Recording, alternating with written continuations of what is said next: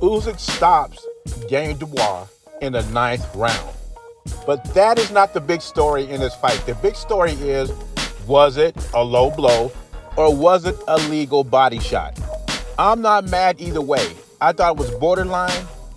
I don't think it would be a knockout. I think if you call it a body shot, it would have been a knockdown because I believe Uysk would have got up. With that being said, if Daniel Dubois hurt Uysk to the body, and Uysk has been hurt before, he should have put his foot on the gas. Because let's be honest, this is the only way Daniel could beat Uysk. But just like the Joyce fight, a lot of people want to call Anthony Joshua a quitter, but Daniel Dubois takes the cake. I'm not here to call any fighter a quitter, but if you call someone a quitter, Daniel Dubois would be the quitter. And the only reason Tyson Fury and Frank Warren are mad, because this would be Fury's easiest path to undisputed. And that's what Fury's looking for. He'd rather fight Double D than fight Alexander Uysk.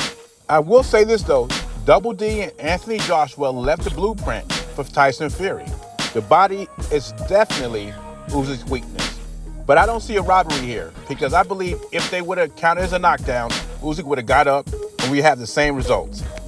So congrats to Uysk and get yourself an ice pack. I'm sure when it goes down. Crawford got 10 knockouts in a row, but Spence looks like the heavy-handed, natural. 10 knockouts in a row against who? Some solid guys along the way. Sean Porter. To be fair, he did stop Oh, man. Sean Porter's daddy said I was going to stop the fight before the fight. Same competition, same level of competition. But are you kind of also saying that Crawford's power is a little bit overstated? I mean, I don't know. I never seen him fight for like 2 or 3 times. I don't watch a lot of boxing. I do not watch boxing. We're going to find out who the best man is. I respect you for what you have done in the game. Tito. But you ain't never went up against me or my staff. That's the only thing been high. So you remember something. What? Tell me what I got to do. We've been here before. So you trying to get there. No. All right? Wait. I can tell you how it is to be undisputed. You can't tell me shit. Sit back and watch this. Sit back and watch this. I promise you something. Hey, man, listen, man. They got to make a new weight for you. Super heavyweight. The fuck you talking about?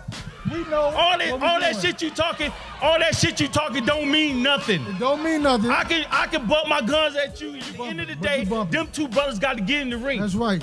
All right, then. So shut the fuck up. Yes, ma'am. Derrick James, he did a lot of disrespect to my coach, but he showed high level coaching the night of the fight, and I don't think Derrick James was on his level. I believe that they didn't have a backup plan. I believe, him telling his fighter to step around, and that's all he was telling them. That was bad coaching for that night. Not to say that Derrick James is a bad coach at all, because I wouldn't disrespect him by saying that, because he's a great coach. He's done great things in the sport of boxing. But that night, he got outcoached. As usual, Terence Crawford was very respectful for the other side. He said Derrick James is a great trainer. He just got outcoached July 29th. I think Derrick James was very arrogant in this situation, very dismissive. They started questioning, and a lot of Errol Spence fans did that. I mean, Spence fanatics have done this. They questioned his resume. And then Derrick James questioned his boxing ability, said he depends on his athleticism to win fights. He criticized his boxing stance, switched stances, said that's nothing. And he questioned his punching power.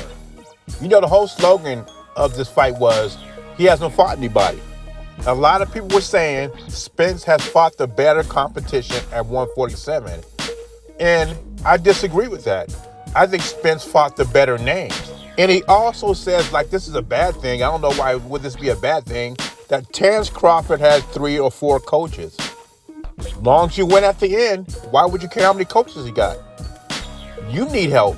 Maybe you need to get an extra coach in there. And to be honest with you, I don't know why more coaches don't go to Bomac and his team. And Derrick James got a couple of more fights ahead. A lot of people are going to look at Derrick James this year He has Jamel Charlo next month against Canelo Alvarez. And he also has Anthony Joshua fight Deontay Wilder next year. And not to mention the Errol Spence rematch if he activates it. Now, a lot of people will be looking at Errol Spence, but not just Errol Spence. We'll be looking at Derrick James to see if they can make the necessary adjustments, at least to make it a competitive fight, because I don't think they can win a rematch. If they do, I give them credit. But as far as him being out coached, I have to agree with Terence Crawford. Derrick James didn't go in there with a plan B. And to be real, Derrick James never needed a plan B because what he does always works against lower opposition. But anyway, leave your thoughts and comments below. Jay Beasy, I'm gone.